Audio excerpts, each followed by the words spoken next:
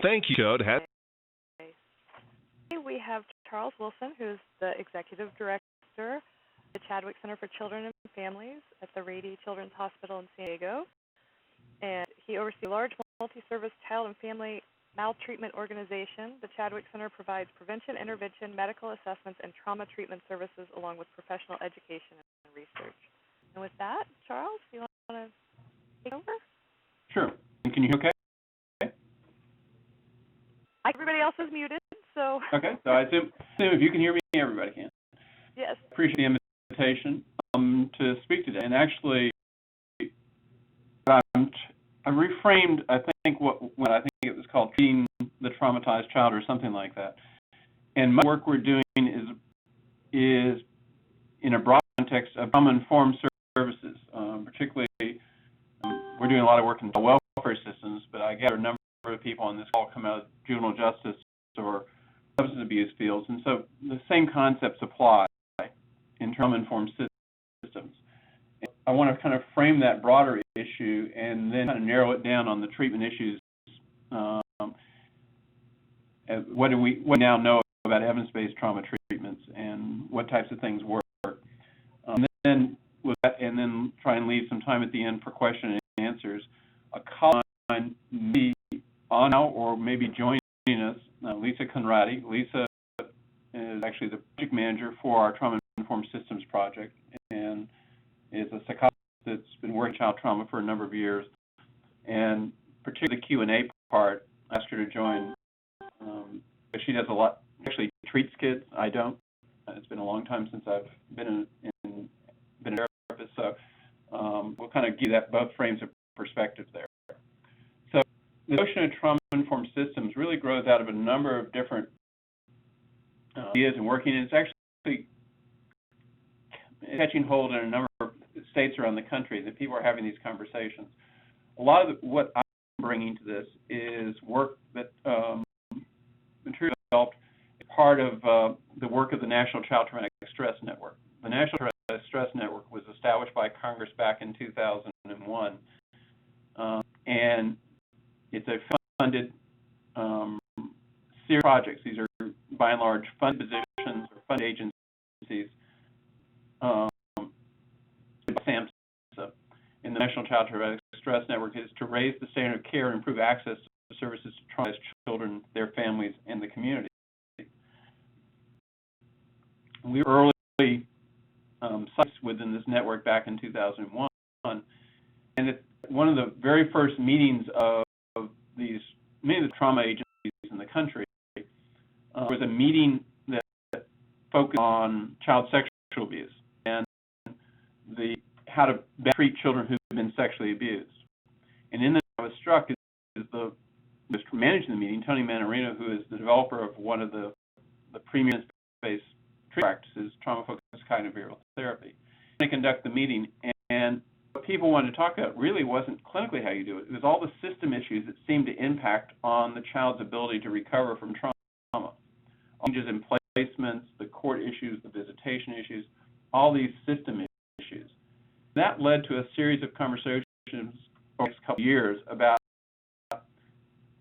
if it's effective at raising the standard of care and improving access to real quality services for children. We can't just worry about training mental health people in the latest evidence-based practices. We need to look at the system issues within juvenile justice, delinquency prevention, courts, child welfare, the schools, where kids are.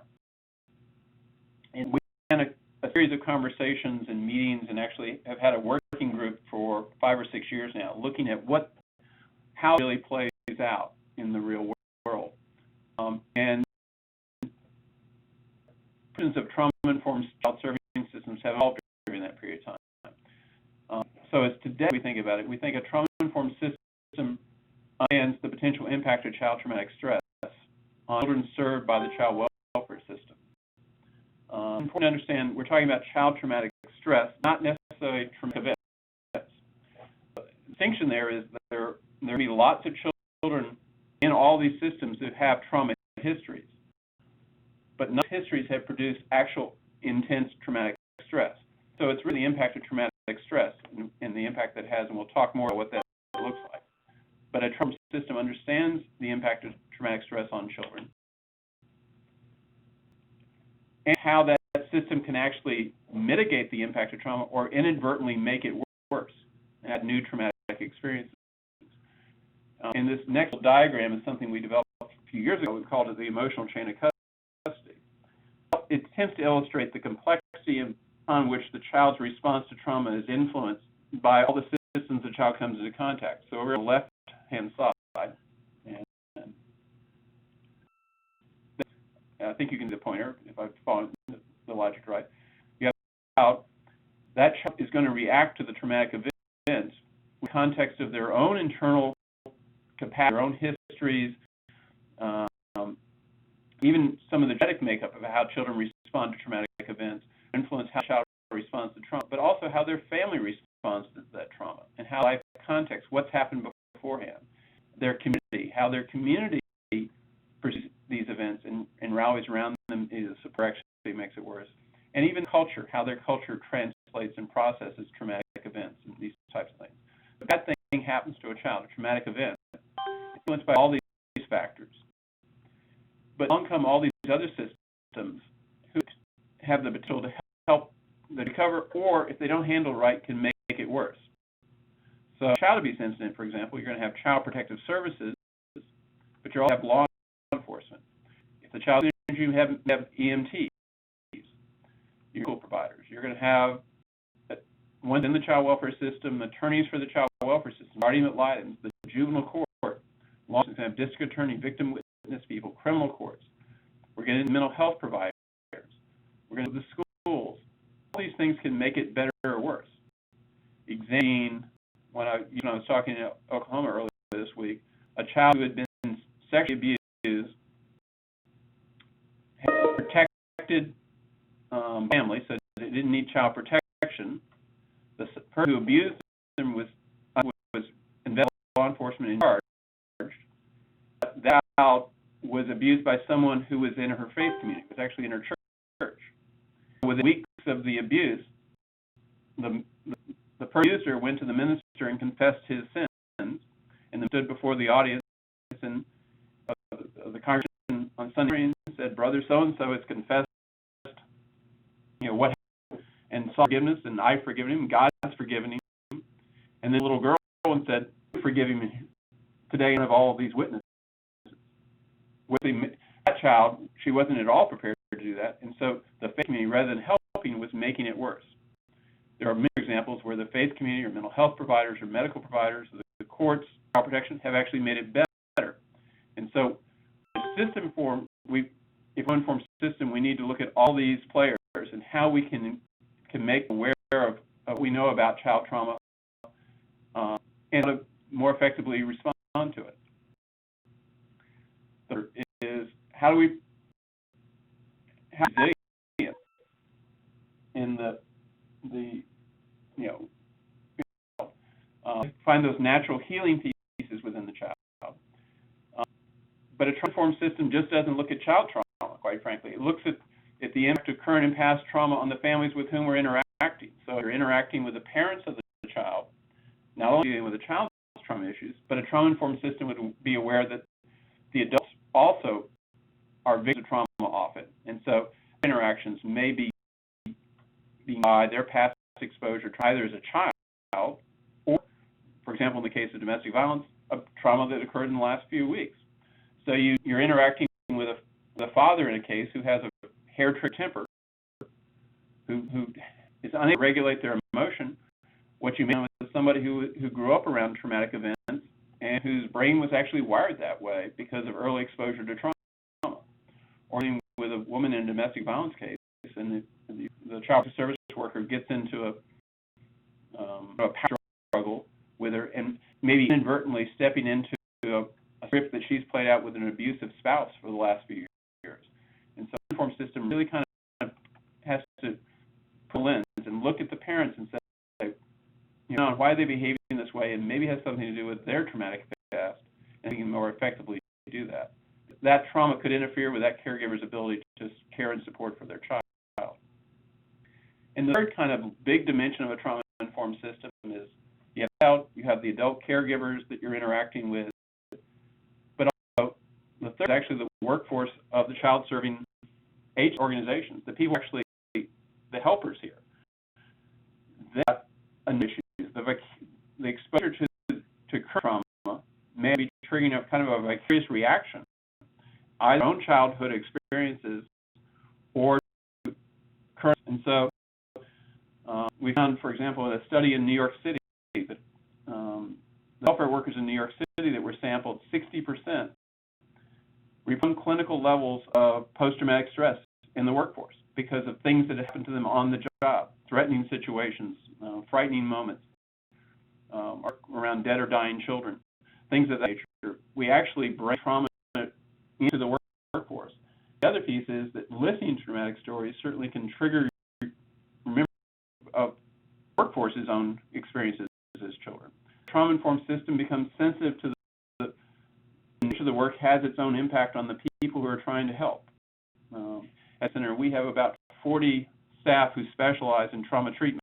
I mean, that's mental health providers who do treatment on nothing but child trauma.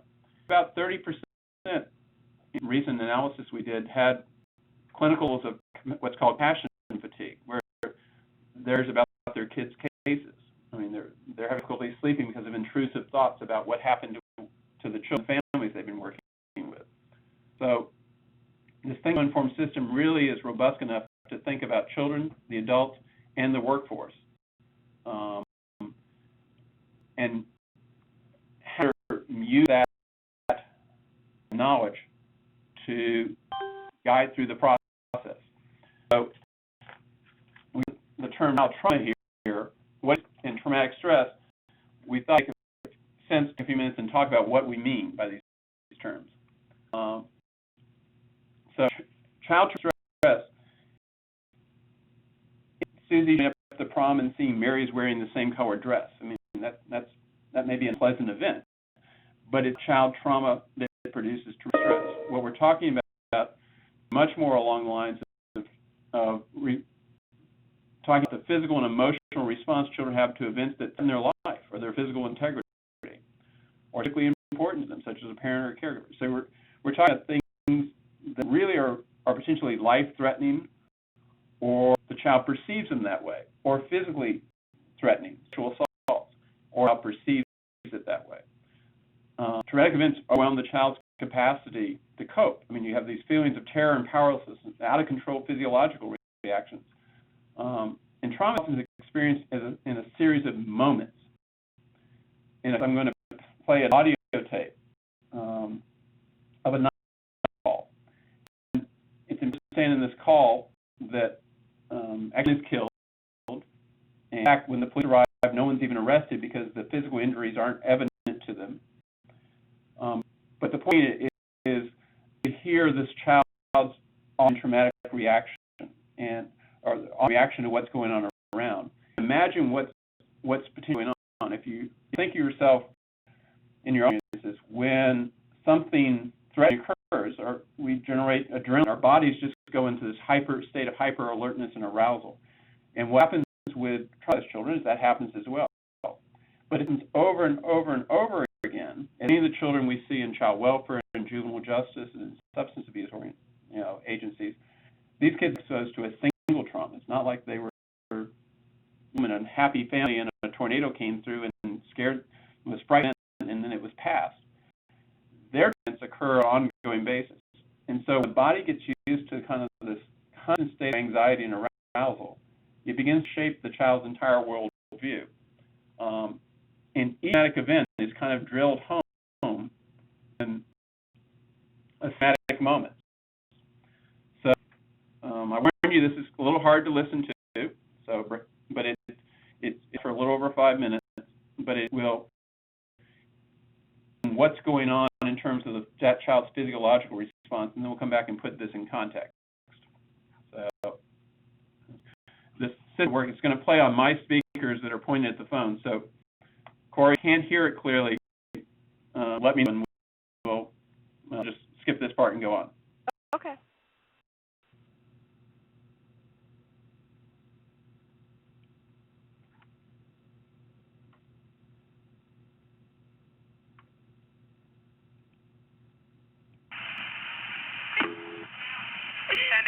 emergency? Standing emergency? My mommy and daddy are having a fight. Hitting her? What? I'm talking to the police, Mommy. Stop it! Mommy! Stop it! Don't take the baby! Don't take the baby!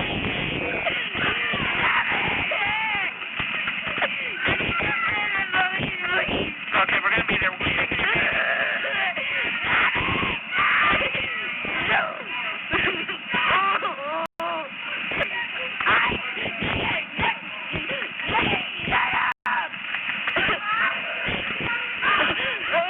Let me talk to you. Where's your mom? What? What's going on? They're having a fight because this has been going on forever and ever. They always have this because he has a cousin. He's always drinking and getting drunk. And Mom. What is his name? What is his name? Your father's name? Pierre. Pierre? Yeah. What's his last name? I don't know, but I think his Is he name white, black, or Hispanic? is black. He's your father? He's my stepfather. Okay, how old is he? I don't know. Does he have any weapons? No. But he's hurting Mommy. How's he hurting her? He made his mommy. Okay, don't cry. We're going to send the police. Okay. Okay, now where's mother at right now? He's in the room fighting with them. Do you have a little baby sister? No, I got baby brother. He's trying to take your baby brother? Baby. And he's trying to take your baby? Yeah, because Mama's not drunk. He thinks he's drunk because he can't say nothing because he's drunk. My stepdaddy's drunk. Are they in a room fighting? Where are they at now? They're in the room still. They're in the bedroom? Yeah, I don't want him to do nothing dangerous with the baby because if they stop, he's a newborn baby. He's very delicate. When they do anything strange, what do you think he's going to do to your baby? I think he's going to take the baby and do something because he's drunk. He might not see the kid go off without the baby if he takes it. How old are you? I'm 6 and my little sister's 4. You're 6-year-old? You're 6? Yeah, and I'm in first grade. My sister's in kindergarten. Okay, what is your name? What's your name? Lisa, my sister's name is Drea. Excuse me. You only... Okay. Okay, can you listen to the police? Yeah, they're on the way, but I'm going to keep you line until they get there, okay? Is your front door open? Oh, no. Okay, go unlock it and come back to the phone so the officers can get in. Just wait, please. Okay.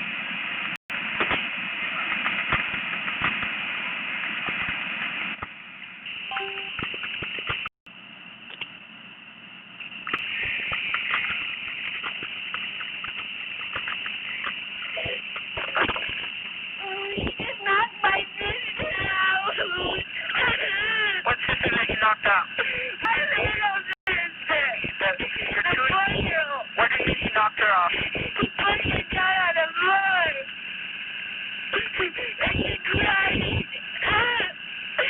I want him to stop doing this. He did. Everything he had. He had to slap Mommy. Which room are they in? My mom's name is Cindy. Okay, which room are they in? They're in, that room. They're in the back room or the bedroom? The back. Oh my God! What's the matter? Something happened! Just leave it on me! Wait, I want to go to heaven, please! Okay, the police are on their way, okay? Hello? Lisa?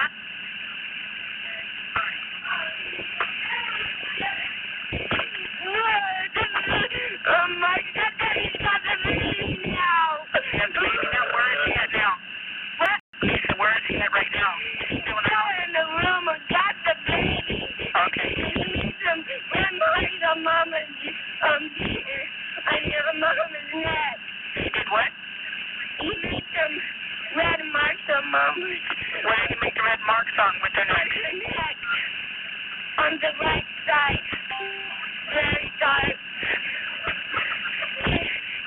going outside. Mama, go!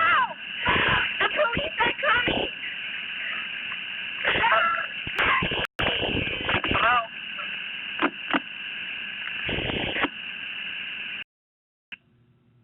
Now, that's 5 minutes.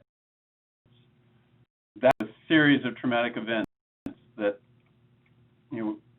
if you report later that there was a single incident of domestic violence, you would never appreciate the level of complexity that it was experiencing. And when you therapy with the child, they're all talking about the event as the way it would appear in some report or on your case record. Those traumatic moments that emerged moment throughout that time frame is the child would kind of regulate her emotion, be able to relax a little bit, and then peak back up over and over again. And each one of those can kind of sear into the child's memory. And in this situation, it happened not just once, but as you heard her say it, this has been on forever. It keeps happening over and over again. So each of these traumas builds upon the last one. And it shaped the child's perception of herself and his self, or their world and their future. And so by the time you may see them in the juvenile justice system, for example, your experience as a young person with huge defenses in place, angry at the world, unable to regulate their emotion,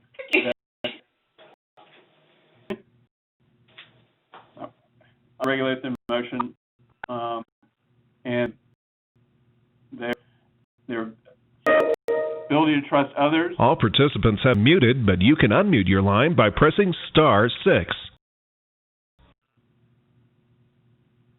Carrie, still there? I am. Sorry about that. Okay. Their sense of personal safety, how they navigate the world, is influenced by these events that has a depend on them. In the short run, there's a growing evidence about really how it actually impacts on the development of the brain of very young children. And so that's one other question. But the different regions of the brain develop disproportionately based on ongoing trauma exposure. And that, combined with life experience, impacts on their ability to learn, their ability to function in school, their social relationships, ultimately their behavior, and see the link then to adverse impacts on how they negotiate the world around them in terms of whether they're in school, in foster care, or in residential care, or whatever. There are, thinking about this, there really sort of traumatic stress that we can divide events into. One is kind of an acute traumatic event. That would be like the tornado. That's where a child is otherwise safe, secure environment and a bad thing happens. Those have devastating impact, but in many ways, clinically, they're much more straightforward to get your hands around because the child is dealing with one trauma. They have a clear trauma narrative about that event, as opposed to chronic trauma, which is the types of things that we see in many children in the child welfare system or in juvenile justice, where they have multiple traumatic events. Then there's a concept that people have been struggling with, which can call complex trauma, but it basically is chronic trauma mixed with the fact that the people who are causing the pain are the very people who should be protecting you. So if you're being abused by your caregivers, if the people who should be protective are the ones who are most threatening, then that trauma is more dramatic and more complex, and it makes it much tougher to kind of ravel it clinically. And in another great detail on these new slides, I'll just kind of go through them quickly, but I wanted you to have them for future reference. In mental health, you're very familiar with the DSM, the DSM-4, which is the diagnostic manual that mental health people use. The next generation is under development right now, and there are two diagnoses being considered very relevant for this. They don't exist. Right now, post-traumatic stress disorder is really an adult diagnosis that's been used with kids, but some of it doesn't really fit as well because it was originally conceptualized as an adult diagnosis. When you apply that to adolescents, it works pretty well, but when you apply it to very young children, it's a little stickier. So if you were to go on the DSM-5 website, you would find this new diagnosis that's proposed called post-stress disorder for preschool children. It very much parallels some of the PTSD diagnosis, except for it's focused obviously at young children, so less than 6. Exposed to death, threat, death, or actual or seriously threatened, or real serious injury, threatened or real sexual assault. So what Lisa was experiencing. In the case of that, when the police arrived, nobody was arrested. The red on his neck really were some grab marks, weren't evident to the police when they came there. They actually listened to 911 tape and actually went back and arrested the guy. Realized just how severe it was. But on the scale of things that kids go through, that case really wasn't that horrible. The mental stress goes in when you realize some of the kids we're seeing have witnessed homicides, were injured themselves in the process. Make the serious, threatened, or actual injury much more clear in terms of how it impacts traumatic stress. So, for one criteria here is exposure to an event, either that happened to yourself or witnessing the event, especially when it involves close caregivers. The symptoms that put post-traumatic stress. Post-traumatic stress is not defined by the event, but by the symptoms that then emerge. So it's symptoms associated with the event. Think of the fact that people have stressing memories and they can't just, they go away, or they reoccurring distressing dreams. You have these kind of intrusive thoughts that get into that interfere with the child's functioning. Disassociative reactions. You have kids who basically have extreme from this complete loss of awareness around them to extreme agitation. You may have kids with prolonged distress. They just can't settle back down. They can't regulate their emotions, or they act very strongly to reminders of traumatic events. This kind of reminders or traumatic triggers is a key one for trauma-informed systems, because sometimes we inadvertently read children about traumatic events and trigger behaviors which we would prefer them not engage in. An example that we found that was a child in foster care who was placed in a new foster home. And foster home, has rather structured rules because they've had a lot of kids coming out, and they believe, dinner all the time where everyone gathers at the dinner table and the TV's not on, and it becomes the family meal, and that's a good, that's a good family strategy. But when a child is placed there and the child refuses to come to the table, the family perceives that's just the child not wanting to participate in the family, being resistant to the family rules. If it exists over a long time, that could end up with the child being displaced out of that family. But if we were to recognize that actually at the child's home of origin, the dinner table is where fights erupted, where people got hurt. Maybe mom was actually killed over the dinner table.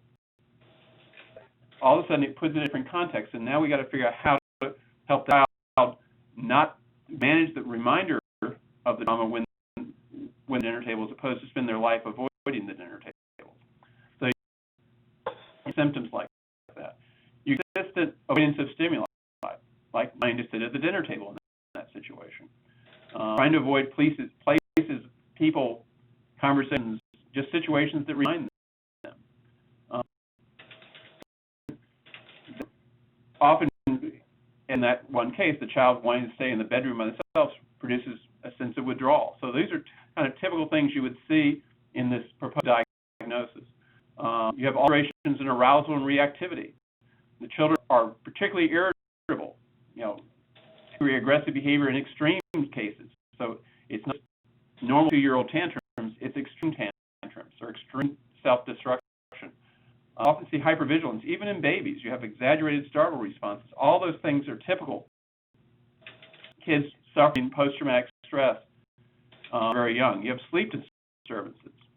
But an issue for this diagnosis is this is stuff after that tornado, that would actually be fairly normal stuff, but it really doesn't become clinically worrisome until it persists over a long period of time. And so the duration is at least a month. And the second diagnosis that's being considered related to this is trauma disorder. And that's more along the lines of the complex trauma. And so again, you have exposure to traumatic events. But this here is prolonged adverse events. So not just the child abused, but the child abused for at least a year, often longer. So they're long-term chronic events where direct experience or witnessing a repeated exposure or violent episodes or extreme events that impact on that child's physiological and emotional level. With this diagnosis, where you have disruptions in caregiving, changes in caregiving, we see this with some kids with what we call attachment disorder, where they're bouncing from caregiver to caregiver, and so either the caregiver is under constant threat. Like the post-traumatic stress, you have actions and physiological dysregulation.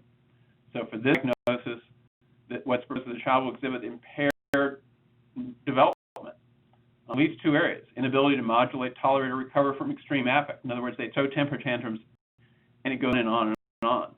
We do what's called parent-child interaction therapy with kids who are experiencing this type of inability to modulate or regulate their emotion. In into therapy, we actually see them in these temper tantrums that, on the pale. I mean, they just go on and on. And these kids can't settle themselves back up. Or we see disturbances in body functions, everything from sleep and eating to elimination, or have this kind of exaggerated startle response again. They overreact to touch. They overreact to noise. Diminished awareness. And they can't describe what's going on inside of them. Their emotional levels, they don't really get the connection between thought, feelings, and behaviors. Another area in this new proposed diagnosis, which relates back to some of what we saw in the post-traumatic stress, is ability to regulations. This is self and relationship dysregulation, though. So again, relationship disruptions in at least three of the following would be required for this diagnosis: a preoccupation with safety of the caregiver. You see kids obsessed with what may mean to their caregivers. Judy, who is one of the developers of trauma-focused cognitive behavioral therapy, worked with some of the kids from the superintendent in News After Katrina. Lights out with people screaming in the distance. This young girl was separated from her mother and was with her dad's girlfriend. But when she heard a woman screaming in the dark, she was convinced her mother who was being raped in the dark. And so this preoccupation with what's happening to my caregiver, I can't, how to make them safe. Just the negative self-images and a lot of self-loathing and helplessness. Persistent distrust and defiance of or physical verbal aggression, inappropriate attempts to get intimate contact, impaired capacity to regulate empathic arousal. They're really responsive to distress in others. Now, this is actually designed for young children. I suspect you work in the juvenile justice system can see these behaviors playing out in 13, 14, 15-year-olds. They've just kind of grown up with these behaviors, and we haven't figured out how to manage, given the tools to manage this, and so it plays out into adolescence, into young adulthood. Some of the criteria here have to do with issues, intrusive thoughts, these other clusters, or duration of disturbance for the EDT criteria is at least 6 months. So all functional impact on their ability in school, their relationships, their interactions in the legal system, diagnosis, we'll understand, and actually it'll fit a lot of kids that unfortunately we see in the child welfare and juvenile justice and substance abuse system. Out. Many of you may be familiar with this. If you're not, I would encourage you to go to this website, which is, the ACE.org. ACE.org does a good job of laying out the connection between adverse childhood experiences and later adult health issues and social issues. Study, if you're not familiar with it, is probably one of the most important pieces of research that's been going on over the last decade and a half. There's here in San Diego, Vincent Folletti, who started it and has been working with the Centers for Disease Control, and they've been looking at data from literally tens of thousands of people who are involved in a HMO, so they're working people who have private health insurance, and collect a massive amount of data on their health status and their current life experiences, and then as well early child experiences. And what the CDC can do is take early life experiences, physical, sexual abuse, violence, substance abuse, and by the parents, the mentally ill parent, that if you have one of these ACEs, the risk of having impact in childhood in terms of biological effects and psychosocial effects and health risk behaviors goes up. You begin to cluster these, which often happens, is you don't have just one. You don't have just physical abuse. You have physical abuse, psychological abuse. You have physical abuse, psychological abuse, and domestic violence, and a substance abusing parent. When you have 4 or more ACEs, your trajectory is it's severely often impacted. And so these traumatic events producing changes in how the brain develops, how the stress hormones in the body regulate themselves or fail to regulate themselves. And so you get people who overproduce cortisol, and you're getting overreactions and hyperlimbic states of health. You're getting on poor attachment and poor socialization skills. And then kids start smoking earlier, or they start overeating, or in some cases undereating with eating disorders, substance abuse, using drugs, multiple sexual partners, and people who engage in these things on a basis producing very serious lifelong consequences. And so we're, through the CDC's work, able to take cancer and heart disease and link it back to what happened when kids are 4 or 5. And a lot of early ACE stuff is kind of from here, from these early childhood experiences to through child development changes into lifelong consequences to kind of high-risk behaviors. But a growing interest in what's happening even at the cellular level. There's a kids who have ongoing traumatic events seem to have higher levels of something called C-reactive protein. Well, C-reactive protein actually a marker for heart disease in adults. So if the body begins to act like it's in a inflammation, it may then set up a biological cascade that influences cancer and heart disease later on, in addition to the more overt health behaviors. So the bottom line, this message is trauma is bad. That one, but it really is important to see not just about stopping traumatic events from happening, it's helping kids heal. So we break this pattern where child abuse and other types of adverse experiences lead to aggression problems in kids and depression and PTSD and school problems, which leads to realization and post-traumatic stress and problems and substance abuse in adolescence, which leads back to adult poverty and substance abuse and depression, domestic violence and parenting, which is what leads back in the next generation to child abuse. And so this ongoing kind of hope that if you provide the right intervention at the right time, we can perhaps break this cycle. And so the best way to get there is to have a trauma-informed child service system, whether it's the juvenile justice system or child welfare or whatever system. And the essential components that come out of this, and this is drawn from a resource you can find on the website I'll show you in a few minutes from the National Child Traumatic Stress.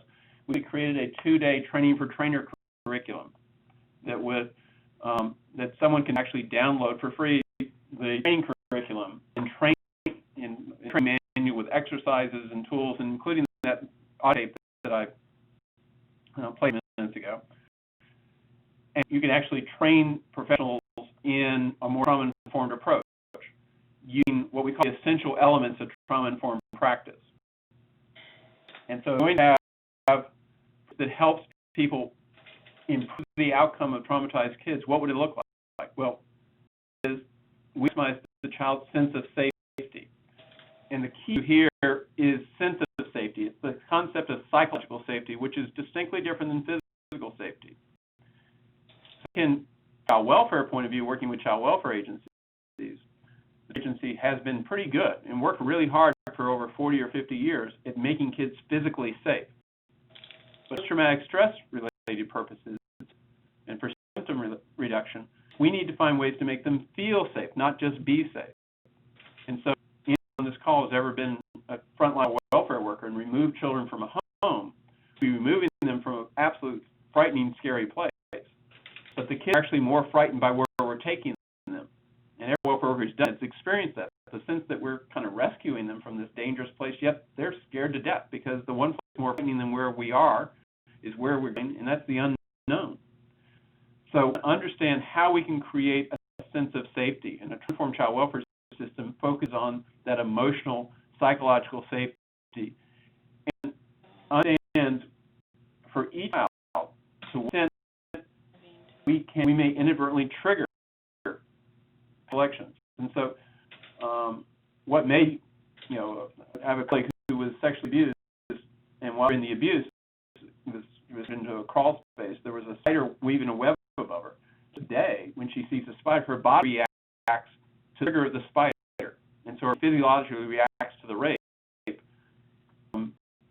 as arachnophobic person, but has a clear trigger because that spider related to the sexual assault.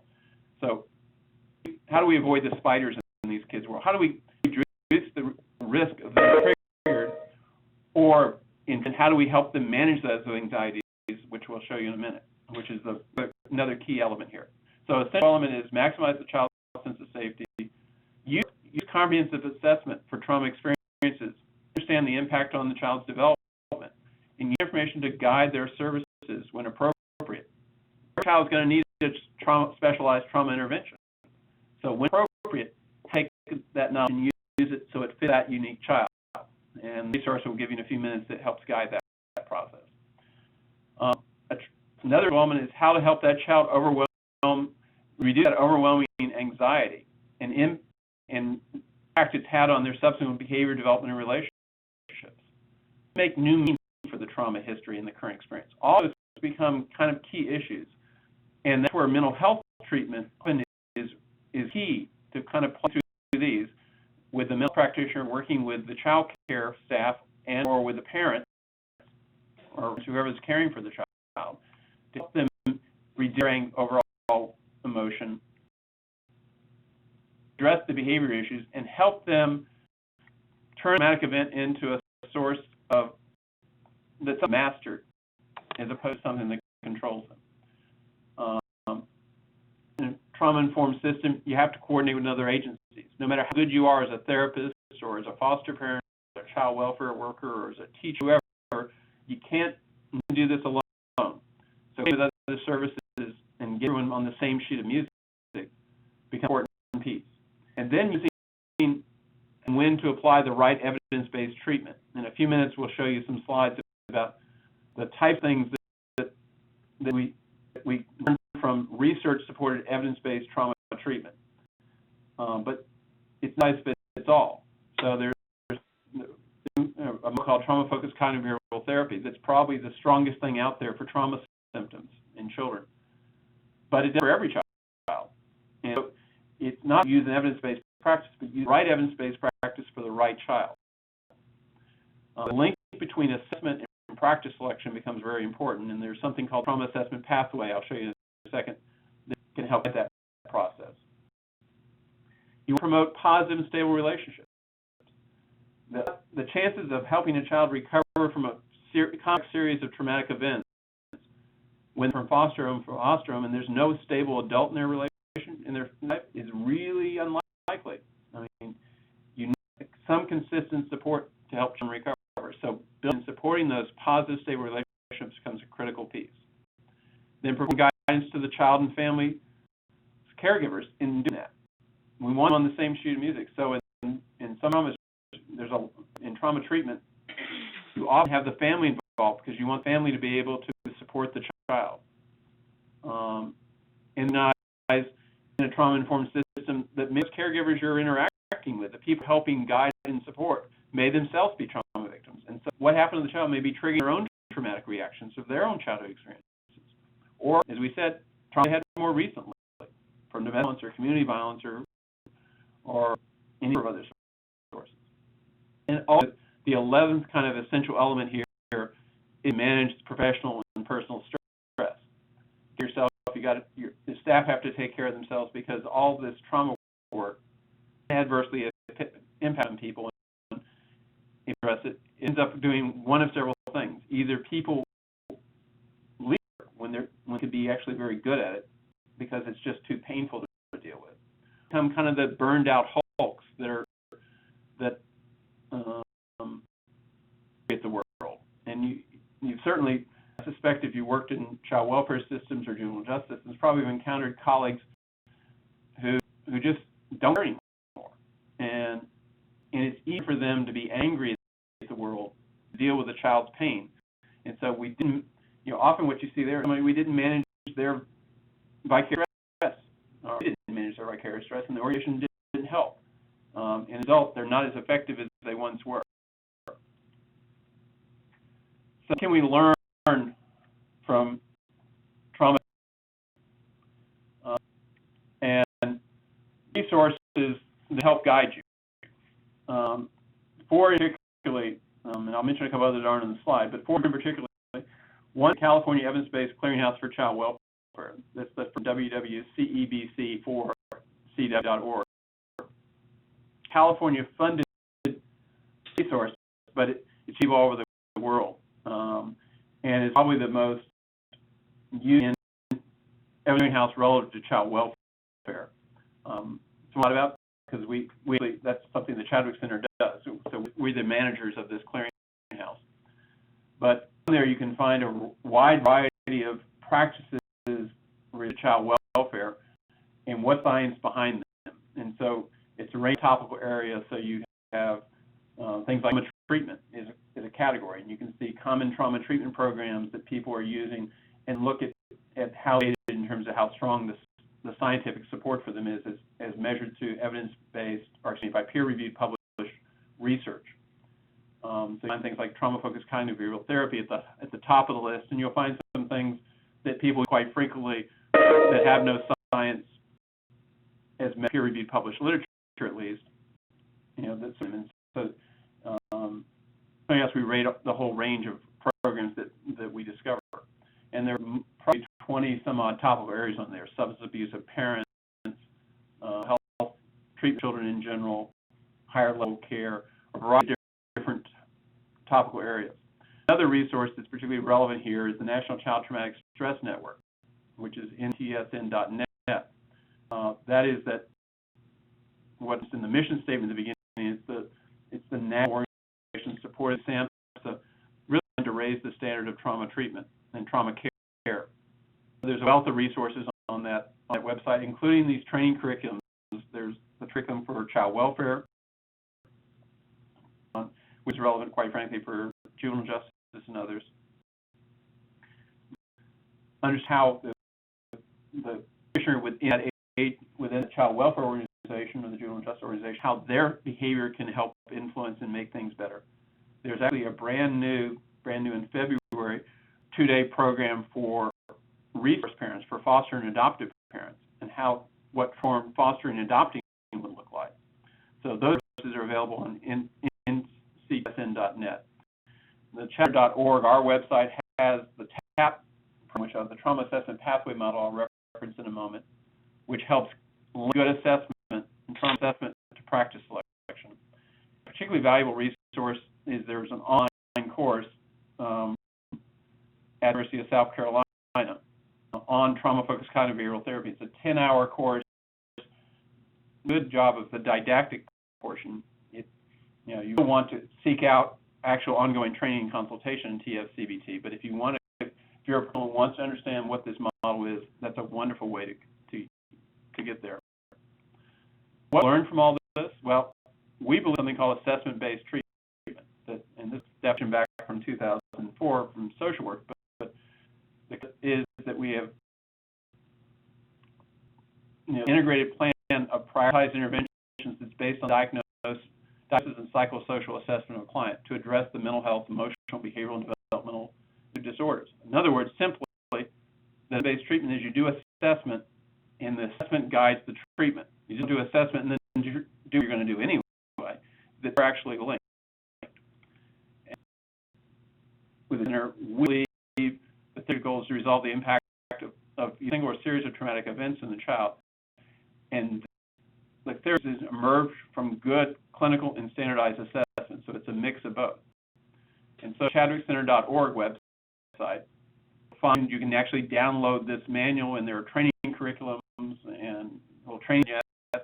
And Lisa Conradi, who I think is on this line, can talk in a minute, actually provides training consultation along with some other colleagues in what this is. But essentially, we're creating a unique client picture that looks at the child's trauma history, their symptom presentation, their social and community, context, their development history. We're looking at a complete picture using a combination of standardized measures and clinical interview. In that process, drives the of what types of interventions are appropriate. We may find the child's really appropriate for trauma-focused cognitive behavioral therapy. We may find they have much more problems with modulating and controlling their behaviors, and so we with something like parent-child interaction therapy, or we kind of a customized component approach to fit the child's unique needs. Discovered from in looking at what appears in most evidence-based trauma treatment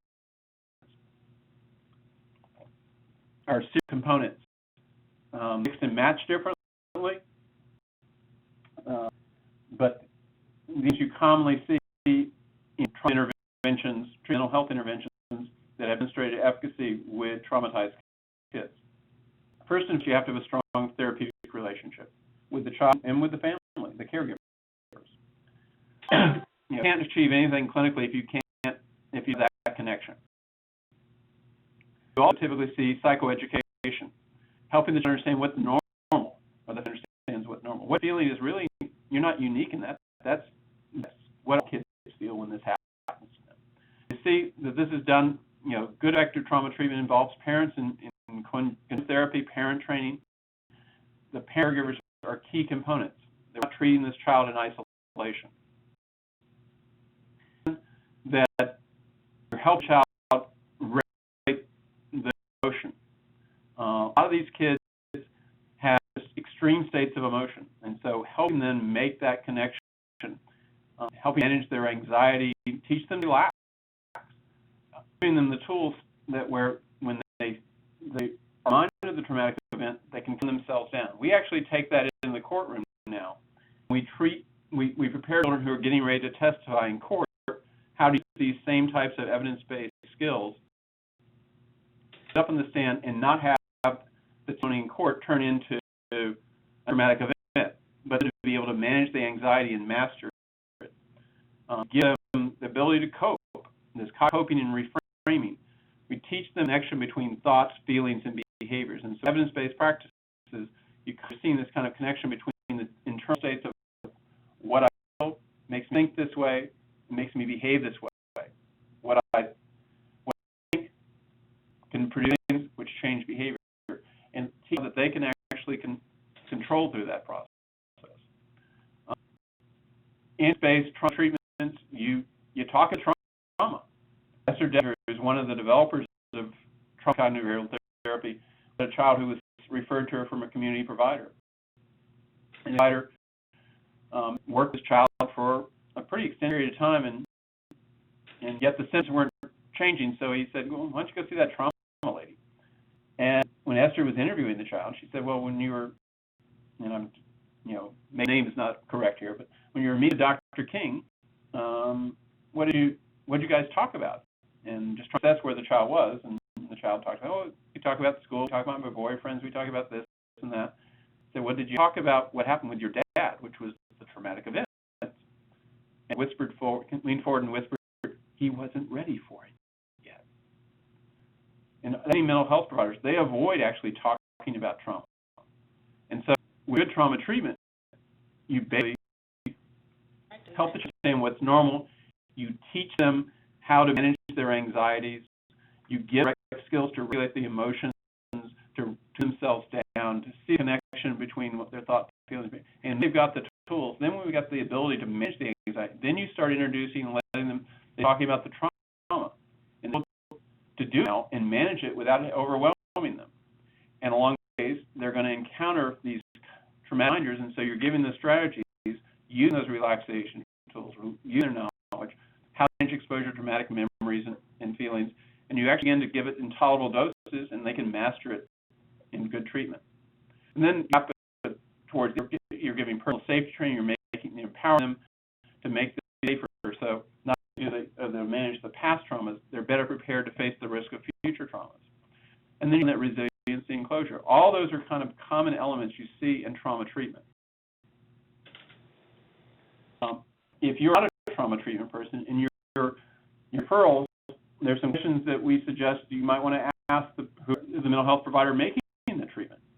Even in a community where you don't have a lot of choices, even merely asking these questions will help.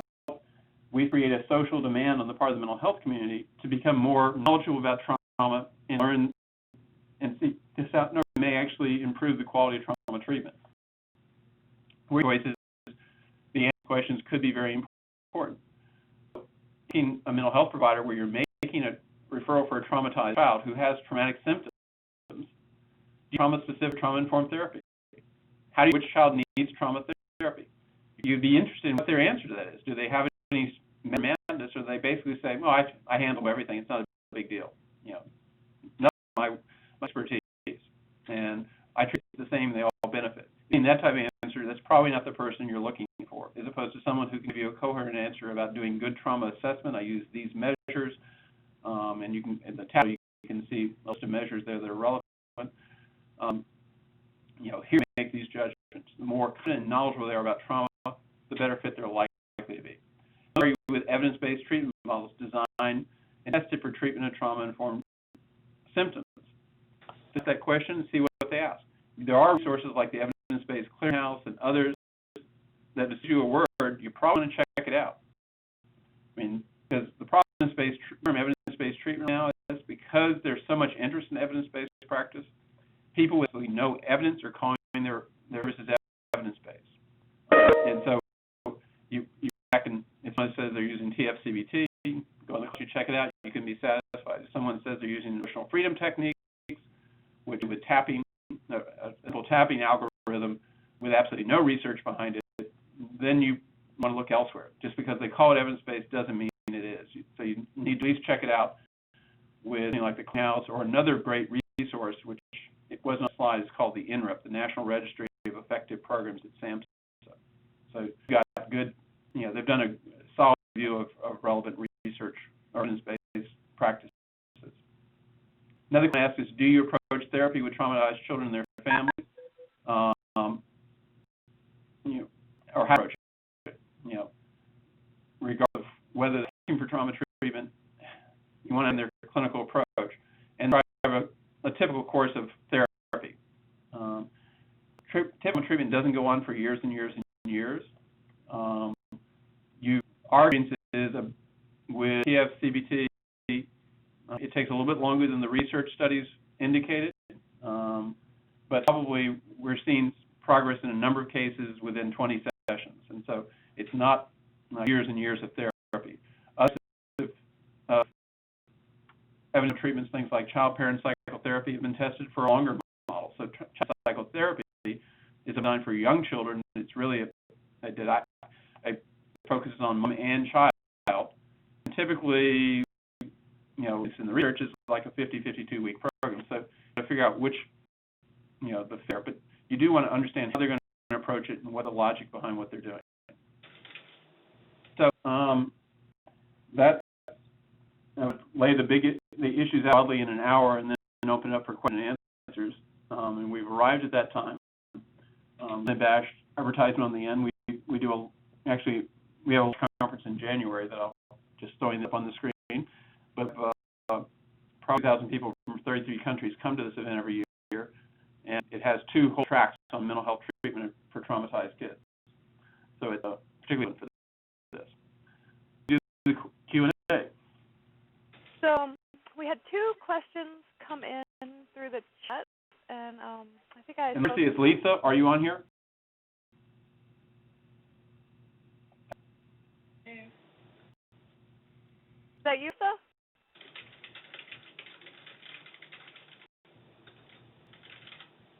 I think typing to us. So we've got 2 questions that already came in. And then I can mute people, and you can use the raise hand feature and let us know if you have questions. You can also continue typing them into the chat and take care. So Lisa's muted. If she goes star 6, can she unmute herself, or do you have to unmute her? She can star 6 to unmute herself. So if you're out there, let us. If you're out there, let us know you're here. But if not, we'll just proceed today. So, another meeting. What are your 2 questions? So the first one that came in was from Jacob, and he asked, when a child has suffered from exposure to multiple traumatic events, would it be beneficial to address the events in a particular sequence or order? Do well for Lisa, and I'm going to answer it. Okay, here's my answer. Basically, what you commented there is that you really can do a trauma narrative on like 50 different things at the same time. You kind of a scripted memory where things get homogenized together, and that works okay because we're not just for evidence purposes, but I think most is allowed to find which of the events that are most to them. So 50 nights in which Pierre and Cindy got into fights, but Lisa, the young girl on that call, maybe the night that's most pressing in her mind, because that's the night that things change so much in her family. And was that Lisa?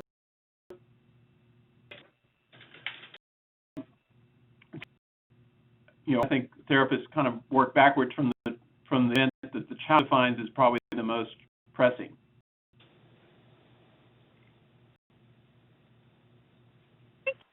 So the other question that came in from Frederick was, why wasn't neglect listed as adverse childhood experience? Well, a study of, the researchers kind of picked, which pieces they'd start collecting on years ago. And so neglect was listed. I can speculate why it is. There were like, seizing parents and with mental illness overlay with neglect. But neglect is a little harder to define. A person's neglect is not somebody else's neglect. So in retrospective studies, it's a lot harder to ask adults about neglect in childhood. About unwanted sexual contact before the age of 14, you get a fairly straightforward yes/no answer. Whether you can ask questions about you ever, a little bit more objective with neglect. It's to do studies with adults asking about childhood experiences because it's so culturally defined. There are things that we would find as neglect today that were fairly typical living, years ago during the Depression. So I think the combination. I think looking for more event or more measurable pieces than neglect. Thank you. So a question from Mona came in. What is the most common effects on teens of childhood trauma?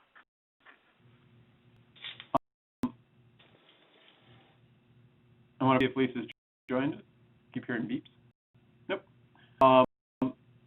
Common effect with teens, you're going to see, let me go back. There are really a couple categories. One is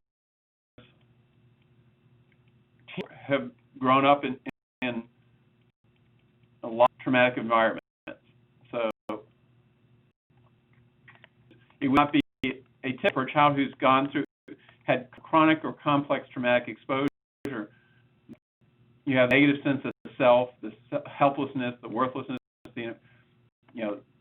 type of self-image. Their view is just very negative. That the world is a frame place in which where they fit. Or you see kids with mistrust or defense. They don't show empathy for their peers. There may be a lot of aggression or withdrawals or sexual promiscuity, physically just kind of overly clean types of kids. Also, I mean, you'll see these in 5-year-olds, but you also, this played well into adolescents. They regulate their emotion. I mean, we were with foster kids last summer, and I was with a young little kid, just he's part of the group I'm working with. I mean, his ability, he would go from like 0 to 100 on the aggression scale in a split of an eye. And, you know, he's 13. And, you know, when you're 13, that's going to get you in trouble, and it actually had gotten him in a fair amount of trouble. But it probably had origins back here in traumatic exposure and ability to regulate that emotion, and his actions impact on others, this empathic response. So for kids with long-term trauma histories, you know, I think this description kind of still it works for them. With you who actually have traumatic events occur to them during adolescence, when not had ongoing exposure, it's going to feel much more. You're going to, you know, impact like this, the avoidance issue and the intrusive thoughts, and if the old view is the world is a reasonably safe place, and that by a negative event or a series of negative events, then you get the issues you see with that situation is often some what's called misattribution. They tend to themselves, so they blame somebody else.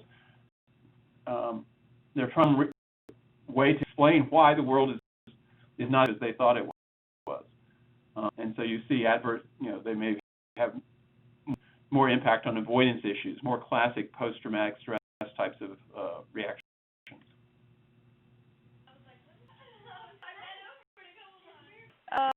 I'm going to go ahead and unmute people, and then if anyone has a question they want to ask, then go ahead. Participants have been unmuted.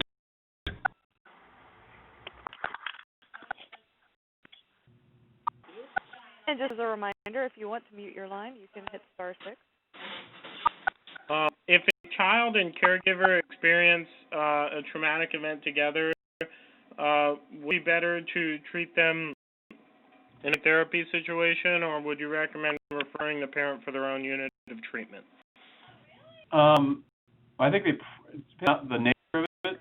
If it's pretty extreme trauma, someone was killed or seriously injured. You know, we had a mom, for example, who was a bank officer. Their home was invaded. You know, the robbers decided to kind of, rather than rob the bank, they'd break into her house, dynamite to her, and make her rob her own bank. And put dynamite to her, they put dynamite on her daughter and forced them to rob the bank. So both of them. So they both were in treatment, but then parallel treatment. Mom had a therapist, child had their own therapist, and then eventually they had therapy together. So that's that kind of combination of individual and conjoint types of therapy that's referenced there. I not think, and again, expect there may be some clinical people who would see it, but I would not think it would be appropriate just to put them in a constant family therapy setting and work it out that way, because the individual reaction and the ability to manage things is going to be influenced by their own capacities. So I think both benefit from individual. Hello? Both benefit by individual therapy and then conjoint therapy. Thanks.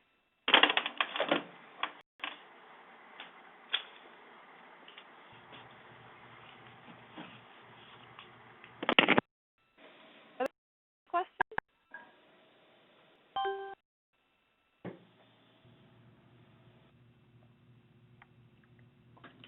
Okay, well, if not, we will post a recording. I see, let's see, I think Jill asked a question.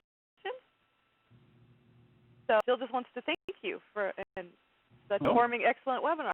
One of the best I've attended. That's great. Thank you, Jill. You're welcome. I enjoyed it. Great. And if there aren't questions, we will post a recording of the webinar today on our website, and there's also a PDF of this presentation that includes the resources. And, Charles, I really want to thank you for this presentation. It's been very informative. We're trying to do it this way, so I hope it made some sense. It looks like Lisa's joining right now. I just got on. Sorry. Okay. For those who are still on the line, Lisa is much smarter than me, more clinically oriented. So here's more chance for some questions from somebody who's really quite good. Thanks, Charles.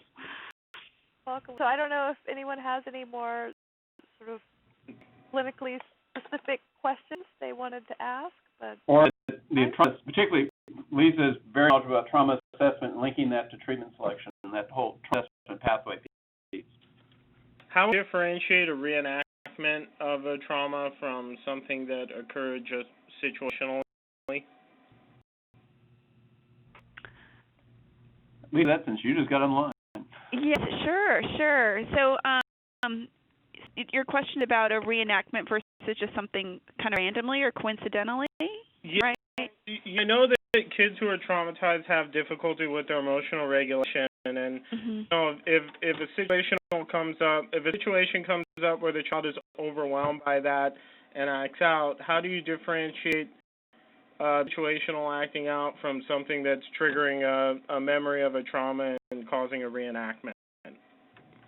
You know, there's a couple of things. You know, the first thing I would want to pay attention to is if this seems to be happening a lot. I mean, if something happens one time, then, you know, it could very well be situational or coincidental but if you're seeing the same type of behavior happen over and over again, then that's something you really want to be paying attention to. The other is really conducting a very thorough assessment and understanding if the behavior started before or after the specific traumatic event, and doing your best. You know, it's hard to understand triggers because sometimes triggers can be so subtle, or reenactments can be so subtle that we don't we're not really able to discern what they are. So that's where you know, conducting that assessment, trying to determine if it, you know, the behavior started before and after the event, and just looking for think of the word here, just for it to be consistent over time. Well, does that answer your question? I believe so, yeah. It sounds like you're saying then that what I should really be paying attention to is whether or not there's a pattern of behavior. Yeah. And also to re-examine the history and see a pattern of behavior you know, coincides with a particular event or a series of events in the history. Well, it's probably also contextual to developmental level. Yeah. So, you know, with a preschool child, you might see kind of thematic play where you know, someone up over and over and over again. With adolescents, it may be more subtle. What age group are you working with? I work with 6 to 14-year-olds, and the client in particular who I'm asking about is 10. Okay. And now, it's one-time behavior, or have you been able to discern that this is? This is definitely a pattern. A pattern. It's definitely a pattern, and it's you know, involving physical assault, and the child has reported, you know, numerous instances of physical abuse at home. I'm wondering, you know, is this a reenactment of what's happening to this child at home, or is this something that's coming up because this child is, you know, overwhelmed by the situation that he's in now here at school, in a school-based day treatment program? Yeah, I would actually say it's probably a mix of both of them. So what has happened with this particular child is he learned that the way to deal with being overwhelmed and stressed out is to hit. So, you know, so what he's doing is just defaulting to what he learned. So he's being triggered by a current event, but what the reaction sounds like it's a real response to what's happened, to what he learned as the way to respond over time. So that would be helping him to access to calm down and to learn some affect regulation, since most of these kids were never guided or learned how to do that, and to teach alternative ways to deal with some of those feelings. Okay.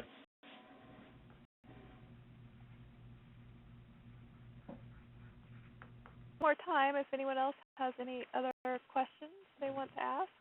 In terms of clinical assessments, do you have one that you prefer to use? What trying to assess? Trauma. There's a lot out there, and one place I would direct you to is the Measure Review database. It's on the National Child Traumatic Stress Network website, which is nctsn.org. Or either one works. I gave them that a minute ago. Okay, either one works, yeah. So there's off the homepage, you can link to the Measure Review database, which is searchable. This is the age range, this is who my informant is, this is the names, this is the reliability and validity, all the psychometric norm information is all listed on there. So that's a great just general resource I want to make sure folks know about. The other piece is that we've been using Brier's measures, and so the trauma symptom checklist for young children, which is a caregiver report, and then the trauma symptom checklist for children, which children themselves would complete. We look at those because they're more trauma symptom focused versus PTSD focused. There is cost associated with those, so that's kind of the challenge, but they're reliable and valid and translated into Spanish. So they're strong measures. So those are kind of our go-to for trauma symptoms. But I would definitely recommend you go to the Measure Review database to see what else is out there that would fit your needs. Is that recent that they've been translated? Because in our searches we haven't found anything that's been translated in Spanish.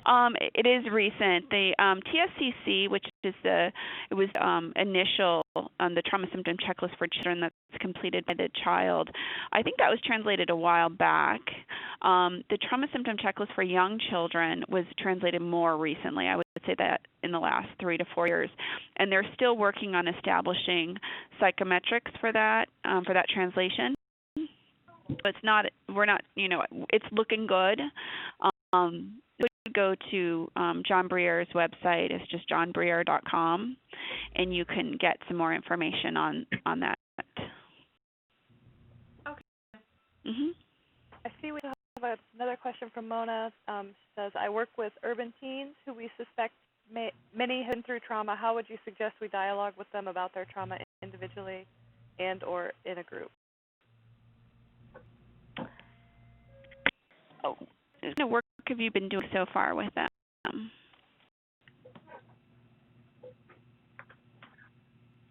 I available to answer the question? Yeah, hello. Sorry. I was on mute and I was talking to you. But you youth ministry with them, and but it's much more of an outreach. So our kids come from the community and they're not part of a church. And so now I just have maybe conversations in the car on the way home, or I'm spending time with them. Gee, why, Dad? Like some of their kids, some of their parents are in jail. So is it really intrusive to ask why their parents in jail? I mean, I ask them if they visit their parents, and I'm sure how much to probe or. Yeah, so if I just want to make sure I understand your question. So you're coming from a ministry perspective where you're not doing trauma treatment, but Correct. You're kind of wondering what the line is in terms of talking about these particular events with kids. Is that what the right? line is, and then as we get more involved in their life and spend more time with them, because that's a big part of what we do, just trying to figure out how to help them even with the trauma that they have faced. Because some of them have divulged, yes, this has happened and that. We'll ask them, how have they been helped? But most of them have not been to counseling or I will say talk to your guidance counselor. And we know that we're the ones that are going to do some of the treatment. For of things past haven't worked and no one's really picking, doing anything about it now. Okay. initial thought here is one, when you're just when you're in a position where you're not necessarily doing treatment, but you're working with kids who you know have experienced traumatic events. I think we all get fairly nervous about bringing those things up, and I think that there is a fear that if we talk about those things, that we're either going to traumatize the child more, or we're not going to be prepared for what they have to say. So my rule of thumb here is, one, to go follow a child's lead in that information, but also not to actively avoid it, because they know what they've experienced, and often comforting that somebody else knows and accepts them for who they are. So to actively avoid it is to reinforce that idea that this is not okay to talk about. So I think creating an atmosphere where it's open dialogue for them to share, and that what they share is accepted and okay, and not being afraid or avoiding it, because we don't mimic that avoidance that they may already be doing in their lives. The other is, it sounds like you guys aren't. I got a little confused because you said you might end up doing the treatment. What would the treatment look like for you? We wouldn't do clinical treatment, but just like you said, in talking to them about it, how are you doing with it? Do you still get nightmares? Just kind of asking them questions, so to help them to open up, that they could trust us. But we wouldn't be doing any clinical treatment. Just like you said, just to have them feel comfortable with someone who knows and someone who accepts them as they are. You want to find people in your community that do trauma treatment, because some of those kids you're going to talk about really would benefit from. What are you from? New Jersey. In Brunswick, I should know this, but North or South New Jersey? Mid-Jersey, really. Maybe on the northern end, but it's really central. But you might touch base with the CARES Institute in New Jersey. They're one to help develop some of the best trauma treatments out there. Okay. And they're medical university or medical and dentistry university, whatever it is. UMDNJ. Yeah. Yes. The other thing is, if with teens, there are some great.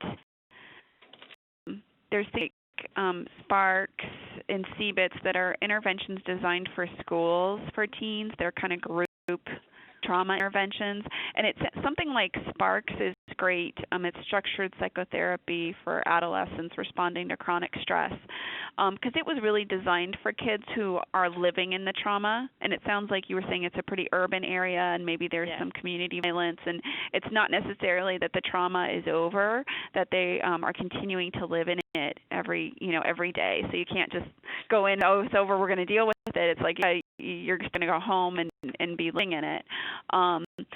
So there's a big push to get folks trained on Sparks. So I would also go to the NCTSN website and look for information on Sparks. There's contact information, because you might find that there's a place near you that has received training on Sparks. So going to UMDA, to the CARES Institute, as well as there's a lot of good treatments in the community, so connecting with a treatment provider. I think there'll definitely be some kids that are going to need that trauma-focused treatment. Okay. And Lisa mentioned, which is a good one, is the CBITS, the Behavioral Cognitive Intervention for Trauma in Schools, which was built in LA, but for the type of population of high-risk community violence kids, where the school is constantly exposed to ongoing trauma. Great, thank you.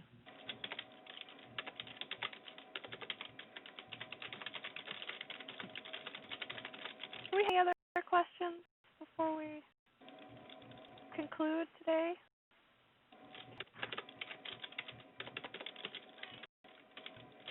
All right, well, thank you, everyone.